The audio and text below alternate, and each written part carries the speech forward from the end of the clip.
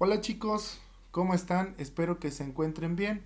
El día de hoy vamos a hablar un poquito del sistema nervioso. Esta es una introducción meramente hacia lo que vamos a estar viendo durante el cuatrimestre, pero pues es importante que ustedes tengan esta pequeña introducción para ir entrando un poco más en materia ya más adelante y sea más fácil pues retomar estos conceptos que ya habremos visto para entonces. Entonces, vamos a empezar diciendo que el sistema nervioso es un complejo de órganos o de estructuras que van a tener a su cargo unas funciones muy especializadas, ¿sí? Sabemos que el sistema nervioso ocupa 3% del peso corporal y se dice que en todo el sistema nervioso hay aproximadamente entre 80 a 100 mil millones de neuronas, ¿sí? Ahora, el sistema nervioso, si dijéramos cuál es su función, lo pudiéramos agrupar en tres categorías o en tres funciones. La primera sería que tenemos una función sensitiva, una función integradora y una función motora. Esas serían las tres funciones de manera general del sistema nervioso. Cuando hablamos de la función sensitiva, se nos debe de venir a la mente muchos ejemplos, porque gracias al sistema nervioso es que podemos percibir todas esas sensaciones a través de los sentidos, ¿sí? Por ejemplo, el tacto. El tacto nos ayuda a conocer qué textura tiene un objeto, qué peso tiene, la forma, la temperatura, ¿sí? E incluso también nos va a ayudar a sentir dolor, ¿verdad? Porque al final de cuentas es una fuerza mecánica o una fuerza química la que puede estarnos, o incluso térmica, la que nos puede producir dolor, ¿verdad? O sea, por ejemplo, una quemadura, pues sí, al final de cuentas es un estímulo de temperatura, pero si es una temperatura muy baja o muy elevada nos puede quemar, ¿no? Toda esa información va a llegar al sistema nervioso central, específicamente al cerebro. Hay un área específica que va a recibir esta información que proviene a través de todos los sentidos. Lo mismo va a suceder con el gusto, lo mismo va a suceder con el olfato, lo mismo va a pasar con la vista, lo mismo va a pasar con el oído y obviamente con el tacto, ¿no? Entonces, toda esta información al final de cuentas que se puede recoger de cualquier parte del cuerpo tiene que llegar al cerebro para que se procese. Ahora, en el cerebro o en el cerebro tendremos la función integradora. Al decir integradora es que va a recibir toda esta información, la va a integrar al sistema nervioso y la va a procesar. Es decir, que gracias a que también hay un procesamiento de esa información, nosotros podemos saber qué es lo que está sucediendo tanto en nuestro medio interno como en nuestro medio externo. Porque lo que sucede en nuestro medio interno pues es por todos los órganos y también tiene que llegar esa información hacia el sistema nervioso y lo mismo pasa con lo que sucede en el exterior de nuestro cuerpo, ¿sí? Entonces, todo ese procesamiento de información lo va a hacer posible el cerebro, ¿verdad? Entonces, ya una vez que se ha procesado esa información, que sabemos qué está sucediendo, aparecerá la función motora. Gracias a que tenemos esa función motora, nosotros podemos decir y podemos hablar de que la función motora es la que se va a encargar del movimiento de todas las estructuras de nuestro cuerpo, tanto internas como externas. Por ejemplo, internas, ¿cuál sería un tipo de movimiento? El que sucede en el aparato digestivo, en el aparato urinario, en el aparato reproductor. Y de manera externa es que cómo es que tu cuerpo se puede mover, ¿no? Entonces todo esto se lleva a cabo gracias al sistema nervioso, ¿sale?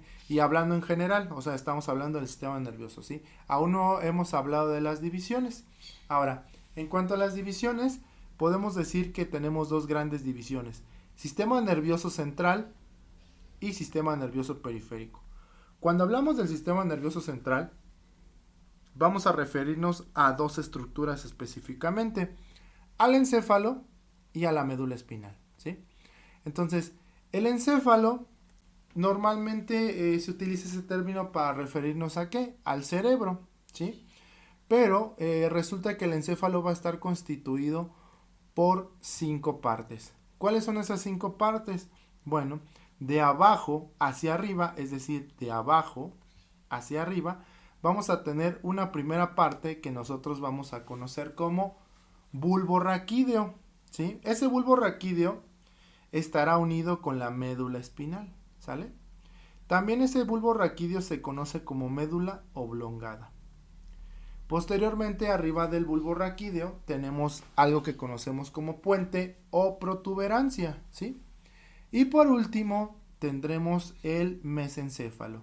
Entonces, estas tres estructuras que he mencionado, se le va a conocer a ese conjunto con el nombre de tronco del encéfalo o tallo del encéfalo, que es lo mismo, ¿sí? Se toma ese término porque aparentemente es como si fuera el tronquito y todo el cerebro fuera un árbol, ¿sale? Entonces, acuérdense, tronco del encéfalo o tallo del encéfalo tiene tres porciones. La médula oblongada o bulbo raquídeo, luego la protuberancia y por último el mesencéfalo, ¿sale? Entonces esas son las tres estructuras que van a formar parte del encéfalo. ¿Cuál sería la cuarta? La cuarta sería el cerebelo, ¿sí?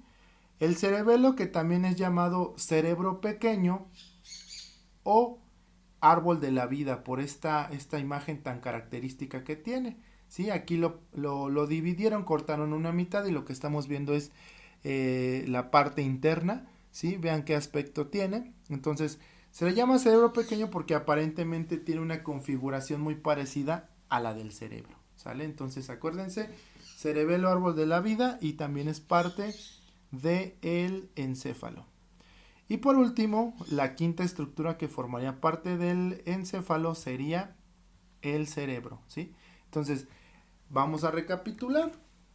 Las 5 estructuras que forman el encéfalo va a ser 1, el tronco.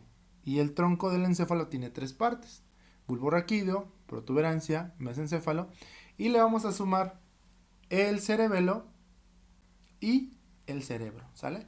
Entonces esas son las 5 estructuras que forman parte del encéfalo, aunque como les comento, hay autores que cuando se habla de encéfalo se refiere nada más al cerebro, ¿sale? Pero nosotros lo vamos a utilizar con esas 5 denominaciones o 5 estructuras. La siguiente parte es la médula espinal. Sabemos que la médula espinal, esta imagen que está aquí representa la médula espinal. Esta médula espinal es la vía por la que vamos a enviar y vamos a recibir, porque al final de cuentas el cerebro funciona así. La médula espinal es la vía de paso para todas las sensaciones del cuerpo, ¿sale? Es la vía de paso para todas las sensaciones del cuerpo, es la encargada de enviar la información al cerebro, y una vez que el cerebro ha procesado esa información, también va a regresar a través de esa vía. Entonces, la médula espinal, ¿sí? Tiene a su cargo ese funcionamiento, ¿sí? Esa médula espinal prácticamente va a estar localizada en la parte posterior de nuestro cuerpo, ¿sí? Va a estar protegida por la columna vertebral, que la columna vertebral es un conjunto de huesos, es tejido óseo, y acuérdense que la médula espinal va a ser de tejido nervioso, ¿sale? Para no confundirse. ¿Por qué? Porque pues bueno, más adelante vamos a ver que se parecen mucho en cuanto a la denominación de los nervios que tienen y de las vértebras, ¿sale? Entonces, que quede entendido que la médula espinal es la vía de paso para todas las sensaciones del organismo.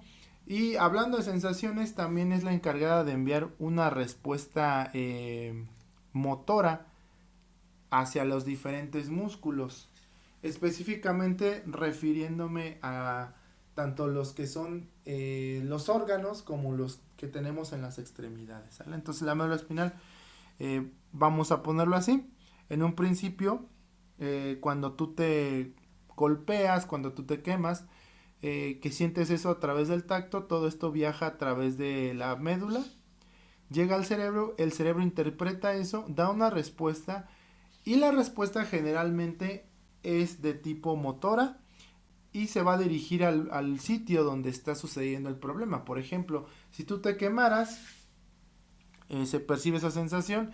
¿Qué hace el cerebro? Manda ahora esa información de tipo motora para que tú te retires prácticamente de donde se está produciendo el daño, ¿no? Entonces es un movimiento. Entonces así funciona. Primero siento, luego me muevo, ¿sale? Ahora, en el sistema nervioso somático, digo, sistema nervioso periférico, perdón, vamos a tener dos divisiones. Una que vamos a llamar sistema nervioso somático y por otra parte el sistema nervioso autónomo, ¿sí? Ahora, en cuanto al sistema nervioso somático, o esta división para diferenciarlos entre uno y otro, es una división funcional. ¿A qué me refiero con funcional? Porque el sistema nervioso somático va a ejercer una función totalmente diferente a la del sistema nervioso autónomo. El sistema nervioso somático es el encargado de percibir todas esas sensaciones y va a utilizar una vía aferente y una vía eferente. ¿Cómo es esto? Lo vamos a explicar con una imagen. Aquí está. Entonces, todas las sensaciones de nuestro cuerpo tienen que llegar de donde se están produciendo hacia el cerebro, ¿verdad? Entonces, ¿con qué lo van a hacer? Pues, vamos a suponer, cuando me refiero a sensaciones, vamos a decir, es una sensación ahorita de dolor, ¿sí? Vamos a suponer, me levanté de la cama, me golpeé en el dedo chiquito y ese estímulo doloroso que está produciéndose en el dedo chiquito, toda esa información tiene que llegar hacia el cerebro. ¿Con qué lo hará? Con una vía aferente. Y cuando decimos aferente, para que no se les olvide, acuérdense, ascendente, es decir, que sube de donde está produciéndose, tiene que llegar hacia el cerebro, ¿sale?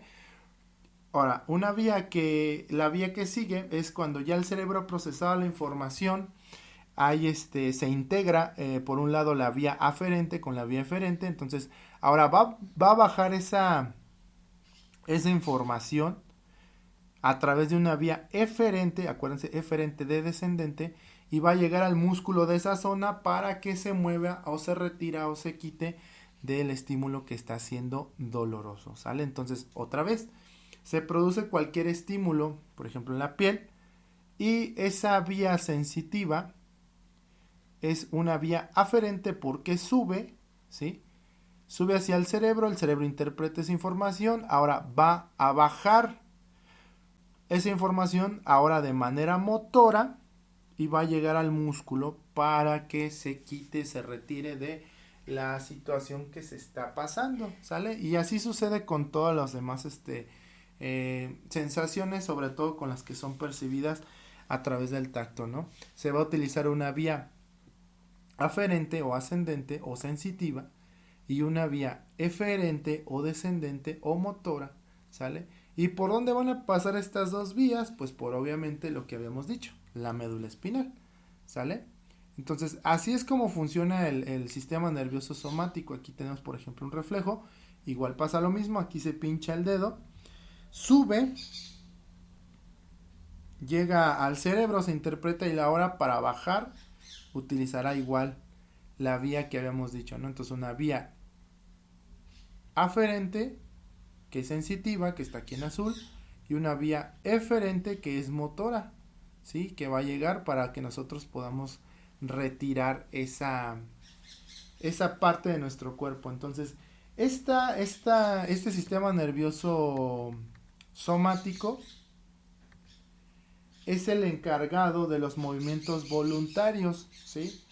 De la contracción muscular, ¿sí? Entonces, gracias al sistema nervioso somático podemos realizar esto que ya hemos mencionado. Ahora, el sistema nervioso autónomo tiene dos divisiones que van a ser el sistema nervioso simpático y parasimpático. Cuando hablamos del sistema nervioso autónomo, este es el que mantiene un equilibrio en el organismo, porque nuestro cuerpo, básicamente todo lo que le sucede puede ser una alteración.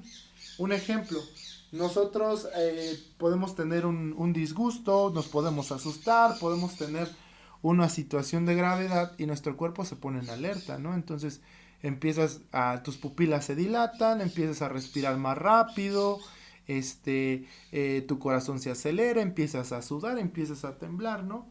Pero al cabo de algunos minutos que te tranquilizas, todo eso regresa a la normalidad. Entonces, ¿quién hizo eso? Pues el sistema nervioso autónomo es el encargado de mantener el equilibrio, ¿sale? Hay un término que vamos a utilizar de aquí en adelante se refiere al equilibrio que existe y se dice que es homeostasis, con H, homeostasis. Entonces, la homeostasis es la capacidad que tiene nuestro organismo para volver a la normalidad una vez que se ha perpetuado su orden, ¿sale? Entonces, en pocas palabras, podemos decir que la homeostasis es la capacidad que tienen los organismos para regresar a la normalidad una vez que han sido alterados, ¿sí? Al final de cuentas, ¿por qué lo ponemos así? Porque el sistema nervioso simpático, cuando se active, va a producir diferentes reacciones en nuestro cuerpo. Y aquí tenemos una imagen. Por ejemplo, el sistema nervioso simpático se va a activar en situaciones de peligro, donde corre riesgo nuestra vida, en las situaciones en las que tenemos que pelear o huir, es decir, en las situaciones de estrés, ¿sale? Entonces, por ejemplo, ¿qué sucede cuando se activa este sistema nervioso simpático? Las pupilas se dilatan, aumenta la frecuencia del corazón, empiezas a tener una respiración más agitada, el aparato digestivo de momentos empieza a trabajar menos, ¿sí? Obviamente que hay contracción de esfínter porque si no se te va a salir la pipí, ¿verdad? También, ¿qué sucede? Pues con sistema nervioso hay vasoconstricción, es decir, todos los vasitos de tu cuerpo, los que llevan sangre, se hacen más chiquitos si en dado caso de que sucediera una hemorragia. Y eso va a ser importante para que si tienes alguna lesión, no vayas a morir en el momento, ¿sale? Entonces el sistema nervioso simpático se encarga de eso. Ahora, su contraparte va a ser el sistema nervioso parasimpático, que va a restablecer la energía, va a ser, por decirlo así, va a ser contrario a lo que hace el sistema nervioso simpático, nos va a ayudar a mantener el equilibrio. Entonces, por un lado, el sistema nervioso simpático, decíamos, dilata la pupila, el otro la va a contraer. Si tu corazón se había agitado, se había latido más veces de las que normalmente late, pues también le va a regresar a la normalidad, ¿sale? Si tu aparato digestivo estaba tranquilo y no te dan ganas de ir al baño, pues el sistema nervioso parasimpático ahora sí va a hacer que te den ganas de ir a hacer del baño, ¿sale? Ahora sí, también ¿qué va a suceder? Con los vasitos pues van a regresar a su estado normal, ¿sale? Entonces, es un equilibrio el que existe entre estos dos partes del sistema nervioso autónomo, ¿sí? Algo se me olvidaba mencionarles, también es conocido como sistema nervioso vegetativo, ¿sale? Y que al decir que es el sistema nervioso autónomo, auto es propio y nómico ley, ¿sale? Entonces, básicamente trabaja de manera involuntaria, ¿sí? Y como se pueden dar cuenta, es el que nos va a ayudar también a regular el funcionamiento de diferentes órganos que tenemos en nuestro cuerpo, como el corazón, las glándulas salivales, el aparato digestivo, el aparato urinario, el aparato reproductor, los pulmones y los vasos sanguíneos, ¿sale? Todos estos pues tienen una acción en específico, ¿sale? Ahora, ya que vamos hasta acá, vamos a decir que para que el sistema nervioso periférico haga su funcionamiento, vamos a hablar ahora de los nervios que tiene, ¿sí? El sistema nervioso periférico tiene dos tipos de nervios, o dos grupos de nervios. Los primeros son los nervios craneales, ¿sí? Y los segundos son los nervios periféricos, o nervios espinales, o nervios raquídeos, ¿sale? Entonces, los nervios craneales, o pares craneales que también se les llama, son 12. Y estos deben su nombre a que van a estar prácticamente localizados en el interior del cráneo, ¿sí? Y estos nos van a ayudar a mantener una comunicación con el exterior, obviamente también con el interior, y va a enviar toda esta información hacia el cerebro, ¿sale? Entonces, por ejemplo, el primer par es el olfatorio y pues su función será que tú puedas oler las cosas, la olfacción, vaya. En el número 2 tenemos el nervio óptico y el nervio óptico nos va a permitir ver. Nosotros gracias a ese nervio podemos tener la visión. El número 3, que es conocido como nervio oculomotor o motor ocular común, nos va a ayudar a los movimientos del ojo, ¿sí? El número 4, conocido como nervio patético o troclear, va a tener también a su cargo los movimientos del ojo, ¿sí? El nervio 5 o trigémino debe su nombre a que son 3 ramas las que van a estar sobre todo dando sensibilidad hacia las partes profundas de la cara. El nervio 6 o motor ocular externo o abducens con B, abducens, este también nos va a ayudar a mover el ojo. El número 7 es el nervio facial, es conocido como el nervio de la sonrisa. Este generalmente nos da también una sensibilidad más superficial que el trigémino a la cara. El 8 es conocido como auditivo estatoacústico o vestíbulo coclear. Entonces tiene esos 3 nombres y este nervio nos va a ayudar a la audición y también al equilibrio, ¿sale? El número 9 es conocido como glosofaringio y este prácticamente va a estar en la boca, o sea, en la lengua específicamente y en la faringe. Esto nos va a ayudar a los procesos de digestión, ¿sí? Gracias a él podemos sentir la presencia de algo en nuestra boca, podemos detectar sabores, etc. El número 10 es el vago y es el único de estos nervios, o también es llamado neumogástrico, que va a salir del cráneo, ¿sí? Porque este cuando sale del cráneo tiene que dirigirse a otros órganos, específicamente, por ejemplo, hablando del corazón, los pulmones y el aparato digestivo, ¿sale? Entonces el nervio vago es el único que sale del cráneo, por ahí, de ahí su nombre, ¿sale? El número 11 es llamado espinalo accesorio y este nos va a ayudar a los movimientos del cuello, ¿sí? Y el número 12 que tenemos se le llama hipogloso y ese hipogloso va a ayudarnos específicamente a los movimientos de la lengua. Ya saben que la lengua se mueve para la masticación, para enviar lo que nosotros comemos, en este caso lo que llamamos bolo alimenticio, a la parte posterior de la boca, ¿sí? Y también para articular palabras, ¿verdad? Entonces todos estos 12 nervios, como se pueden dar cuenta, el 2, 3, 4 y 6, tienen una función en común, que sería, por ejemplo, los movimientos del ojo, ¿sale? Y tenemos que los demás pues ya van a tener a su cargo algunas funciones diferentes, a excepción por ejemplo del glosofaringio y el vago, que decíamos va a ayudar sí a la sensibilidad de la boca, de la lengua, de la faringe, pero también va a tener otros funcionamientos con los órganos, ¿verdad? Esos 12 pares craneales van a estar localizados en el cráneo, ¿sale? Entonces gracias a ellos podemos tener los sentidos, como se pueden dar cuenta, ¿sí?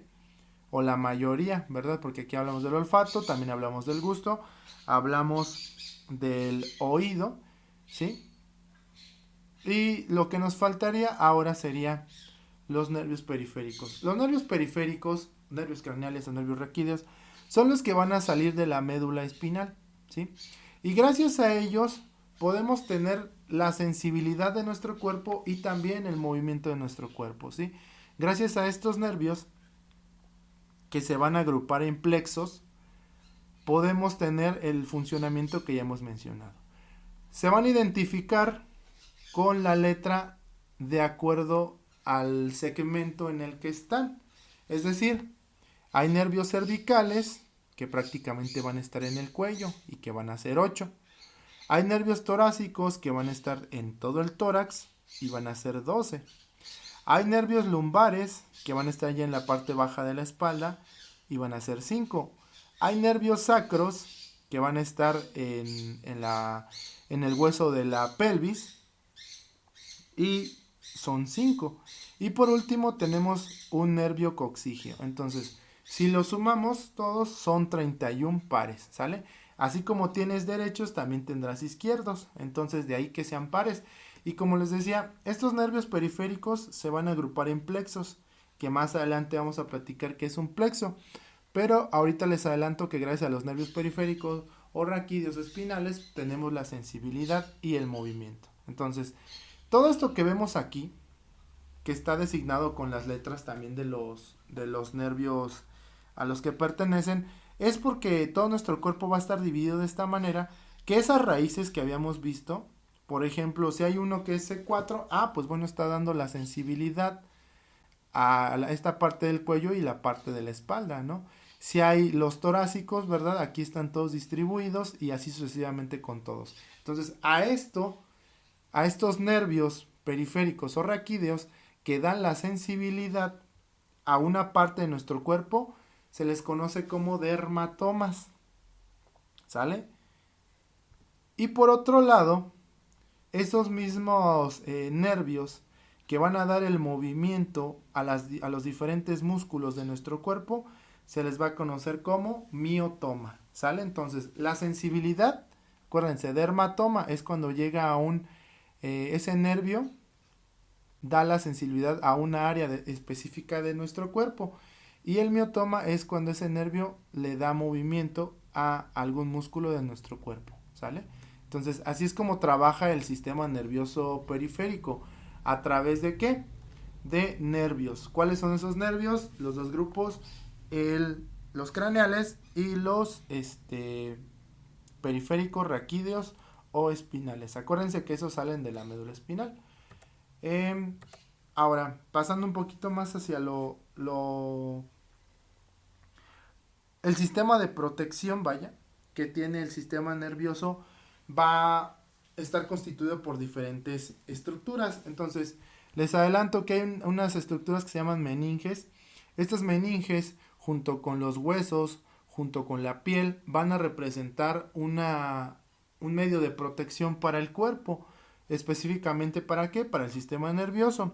Entonces, estas meninges son tres capas o son tres estructuras que van a estar envolviendo el sistema nervioso y van a tener el nombre de dura madre, que es la más externa, una que vamos a conocer como aracnoides, que es la capa media o intermedia, y una pia madre, que es la que ya se va a adherir de manera más profunda o de manera más interna a los órganos del sistema nervioso.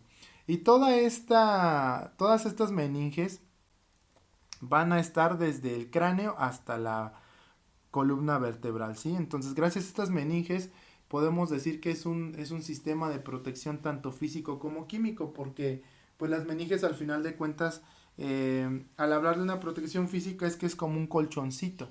Gracias a eso si nos caemos y nos golpeamos la espalda o la cabeza, no, a menos que sea muy, muy fuerte el impacto, pues sí tendremos a lo mejor daño neurológico, pero si no, pues es gracias a las meninges que ya están haciendo su función. Y química porque también nos puede proteger de las infecciones, ¿sale? Entonces acuérdense, están en todo el cráneo y también en toda la columna vertebral y van a proteger al sistema nervioso.